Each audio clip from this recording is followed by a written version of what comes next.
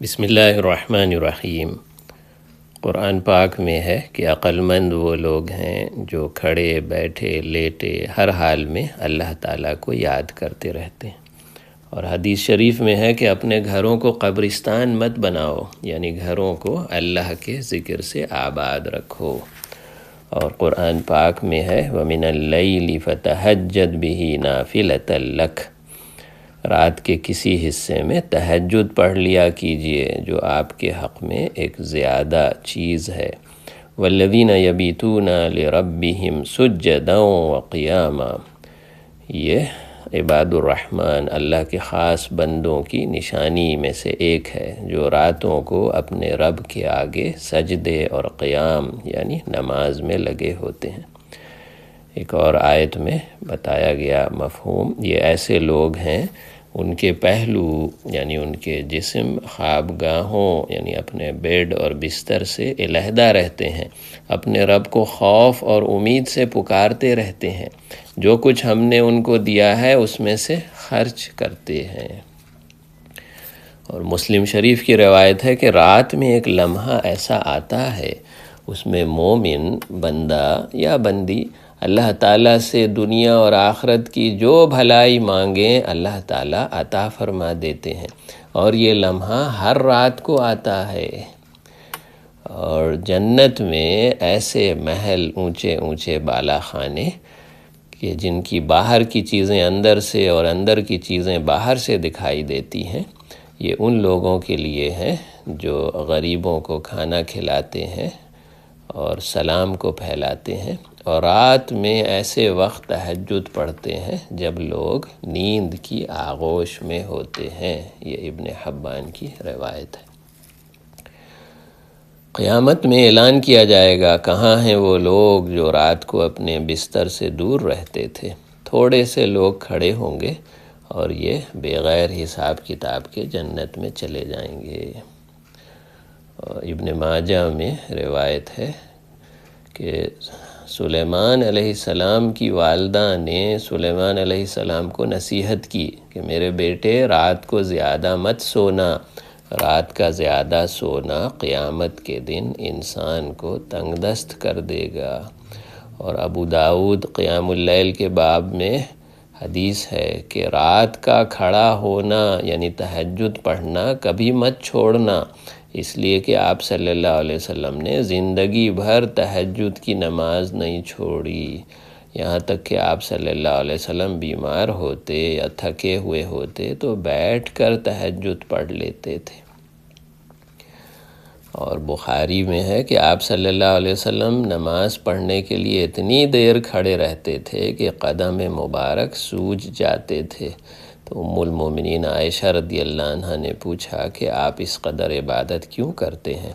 جبکہ اللہ تعالیٰ نے آپ کے اگلے پچھلے سب گناہ معاف کر دیے ہیں؟ حضور صلی اللہ علیہ وسلم نے فرمایا کیا میں اللہ کا شکر گزار بندہ نہ بنوں؟ ترمذی کتاب الدعوات میں ہے کہ پروردگار اپنے بندے کے سب سے زیادہ قریب آخری شب میں ہوتا ہے، اس لیے تم بھی اس وقت اللہ کا ذکر کرنے والوں میں سے ہو سکتے ہو تو ضرور بنو، ان خوش نصیب لوگوں میں شامل ہو جو اس وقت اللہ کے ذکر میں مشغول ہوتے ہیں اور سعادت اور خوش بختی کے خزانے اپنے دامن میں سمیٹ کے پروردگار کی رضا اور خوشنودی کو اپنے قریب پاتے ہیں۔ اللہ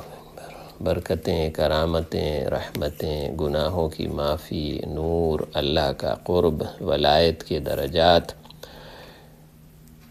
کسی کا قیام اللیل چھوٹ جائے یعنی تہجد پڑھنے میں مشکل ہو تو یہ عموماً گناہوں کی وجہ سے ہوتا ہے، اس لیے دن کے وقت میں توبہ استغفار کریں تاکہ رات کو قیام اللیل نصیب ہو جائے۔ سلف صالحین پہلے زمانے میں لوگ لمبی لمبی تہجد قیام اللیل پڑھتے تھے، صرف رمضان میں نہیں سال بھر، اور کتنے ہی تابعین ہیں کہ 40 سال عشاء کے وضو سے فجر کی نماز پڑھی ہے۔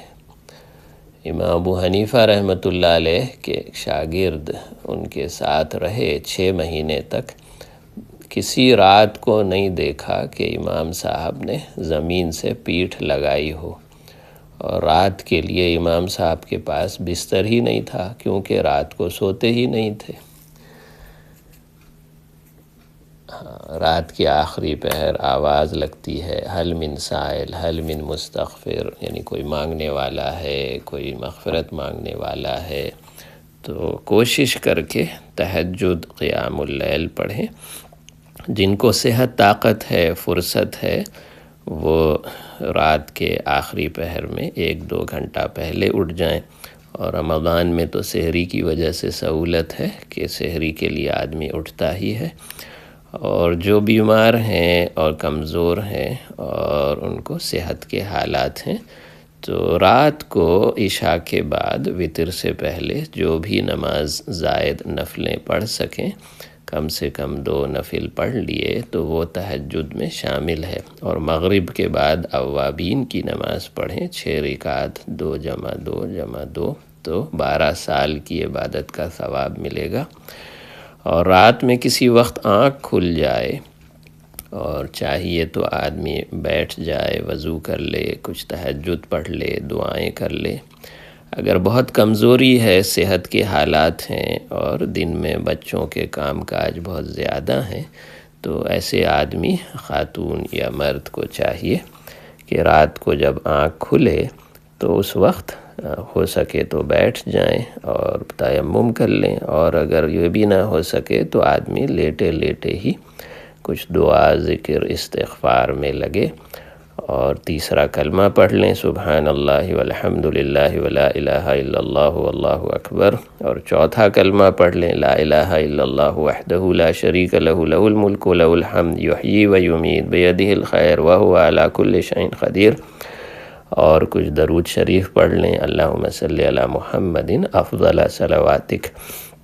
اللہ کی بڑائی بیان کریں، کچھ اسماء الحسنی پڑھ لیں جو اللہ کے مبارک نام ہیں، وَلِلَّهِ الْأَسْمَاءُ الْحُسْنَى فَادْعُوهُ بِهَا، اللہ کے پیارے پیارے نام ہیں، ان ناموں سے اللہ کو پکاریے، یا رحمان، یا کریم، یا ذی الجلال والاکرام، یا حی یا قیوم، یا رحمان یا رحیم، اور